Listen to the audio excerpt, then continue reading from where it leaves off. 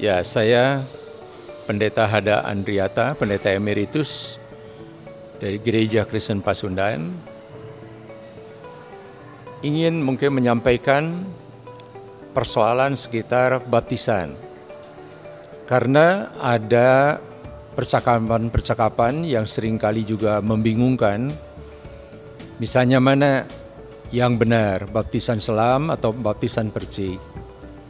Apakah Gereja Pasundan boleh melaksanakan baptisan selam atau hanya baptisan percik? Dan bagaimana sikap kita kalau ada orang yang sudah dibaptis di Gereja Pasundan, lalu kemudian ingin dibaptis selam. Jadi ada baptis ulang.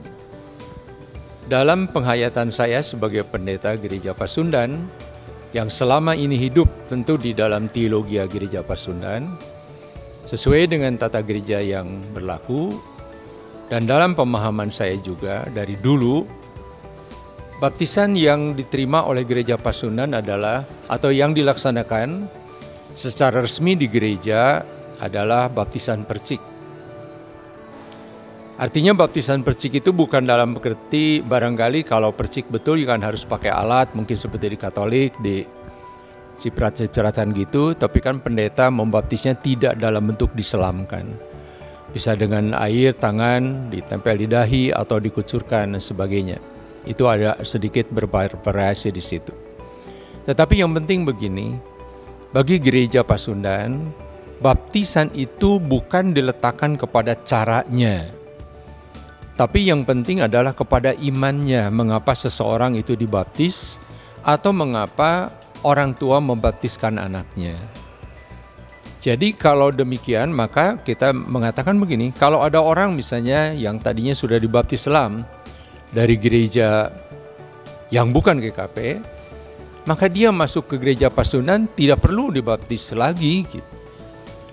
Artinya baptisan selam diterima oleh Gereja Pasundan. Tapi kalau dia misalnya minta ke Gereja Pasundan, di sana dia sudah baptis selam, minta dibaptis percik lagi, tidak akan bisa dilakukan itu. Karena sekali lagi dasarnya adalah iman yang ada di balik tindakan baptisan itu sendiri. Bahwa dengan baptisan sesuai dengan perintah Tuhan, pergilah kamu jadikanlah sekalian bangsa muridku, dan baptiskanlah mereka dalam nama Bapa, Anak, dan Roh Kudus. Jadi baptisan rumusannya selalu ada dalam nama Bapa, dalam Anak, dan Roh Kudus.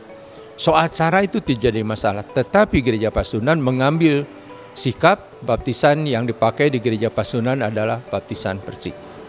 Persoalannya bagaimana kalau orang yang sudah dibaptis percik, kemudian dia mau dibaptis selam sekali lagi tidak bisa 2 kali dibaptis Gereja Pasundan. Ataupun yang sudah selam lalu kemudian minta dibaptis percik di Gereja Pasundan juga tidak. Kalau seseorang misalnya mau dibaptis selam dan dia keluar dari Gereja Pasundan, dibaptis selam itu urusan pribadi, bukan lagi urusan Gereja Pasundan, karena sudah di luar dari wewenang Gereja Pasundan itu sendiri. Jadi dengan demikian, bagi saya sangat jelas sikap Gereja Pasundan, baptisan yang dipakai adalah caranya baptisan percik.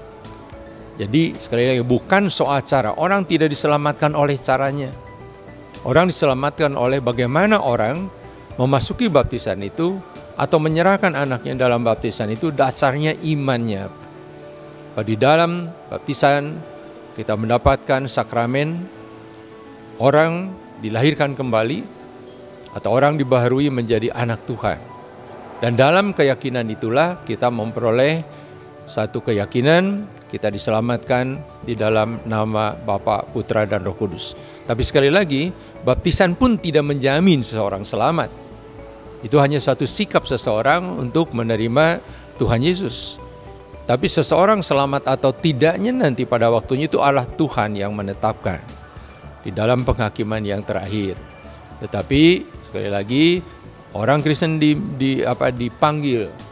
Kalau dia sudah melaksanakan atau menerima baptisan kudus, dia dipanggil untuk betul-betul hidup berjalan sesuai dengan panggilan itu sendiri, dengan imannya yaitu berjalan sesuai dengan amanat Tuhan, terutama berdasarkan kepada hukum kasih.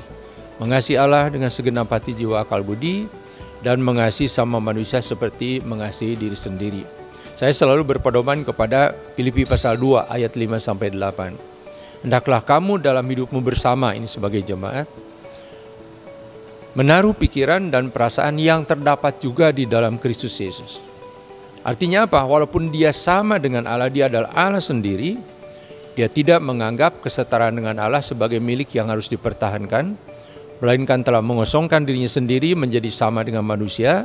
Bahkan dalam kedudukan sebagai manusia, ia telah menyerahkan dirinya disalib, merendahkan diri, melayani manusia, dan itu panggilan dari Tuhan supaya kita juga meneladani Kristus yang sudah melayani kita, berkorban bagi manusia.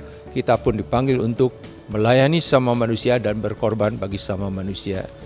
Mudah-mudahan apa yang saya dapat sampaikan ini merupakan sesuatu yang bisa menambah pengetahuan atau barangkali kejelasan tentang mengapa Gereja Pasundan mempergunakan baptisan persik.